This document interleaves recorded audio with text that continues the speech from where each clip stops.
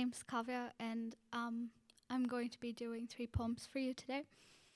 The first one is called Tabula Rasa, which means a blank slate, and it was inspired by how many of us want a fresh start, want a blank slate in terms of where we come from. Hold on. Tabula Rasa. 1. The wood shavings never counted for your carpentry. You always took more than you need. And at the end of the year, we still wouldn't have any forgiveness for you at Christmas. I'm sorry. An empty tree and 4 starving bodies. When the buzzer sounded at the front door, we always left out the back room. Too meek, too fragile, too much, too little to allow visitors. The house that's broken, even a lost love couldn't nurse it back to health. So when will you let laughter in? Auntie swings us back and forth. You watch from the porch, eyes unblinking, undeterred like a watchful dog. Even these bones never broke like the wind that day when you ask why we still live. Why were we birthed then? We should have been killed in the womb. Whose choice was it to make that happen? Ghosts of the sullen land. 19 years. 19 years you watched us become snails with no backbones. Barely 3 days to burn our crib and throw it in the neighbor's yard. These arms blare when you put us in the warm bathtub. The water's burning. Can't you see the smoldering skin that you gargle us with and spit honey at? When we choke on our vomit at night, bulimic and safe. You knock 3 times at the windowsill, knock, knock, knock, and go back to bed. These locks on our shins are birds of prey, digging into our insides, waiting for the rust to settle in, our skin porcelain, our eyes gouged out and then nailed inside our heads. We're puppets in our own body. We have never lived. 2. In the flashy mansions, they call us for immunity. Let us shave our armpits and go to war. This body never feels so full. Let us overflow these tits, mark this skin a calendar of every time nobody sat at the bar and brings a knife to cut into our tutu skirts, an unfulfilled wrath on their balconies. Disco lights seem like the morning. The piss has yellowed on our thighs.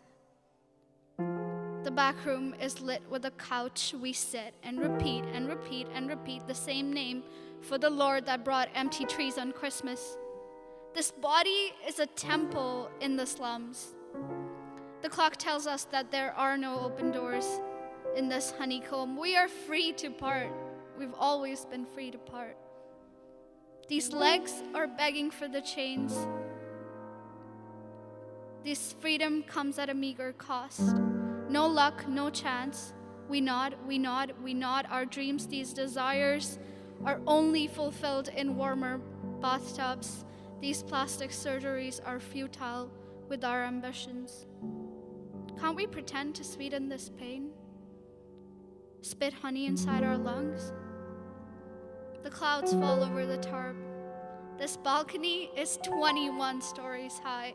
How much closer to God will we need to be now that we've seen the past? We're rapping 3 times at the window, knock, knock, knock, praying for the nobodies to slit our throats when we sleep, walking into alleys accidentally. This porcelain skin is a puppet to nobody.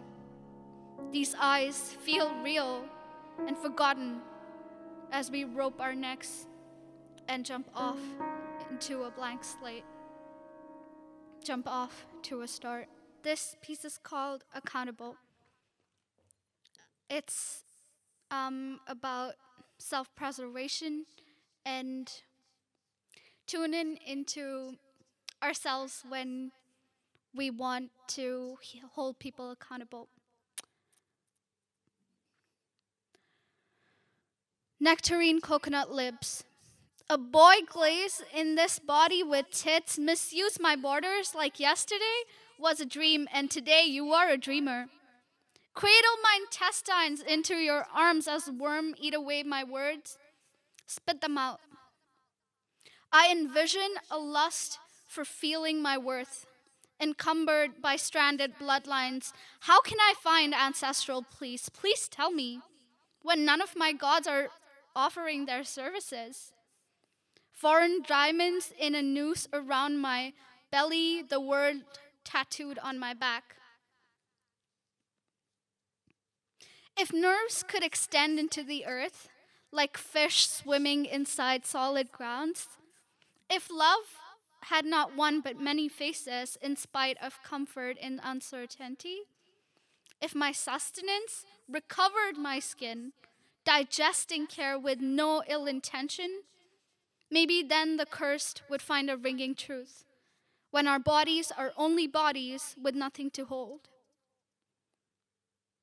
Secure my tendons in place. I am leashed onto my wrath. Destruction is a savior for self-preservation, a churn in my belly. When you hear about musicians and magicians, think of us. Swimming with no water body to support our limbs, extend my boundaries, tear out my limbs. Somewhere, someday, somehow, I will find that anchor again. Until then, I must seal the limits. Burn off the hair. Until then, I must reclaim, I must reclaim, I must reclaim, and I'll keep on reclaiming. The last one is called Brown Sheep.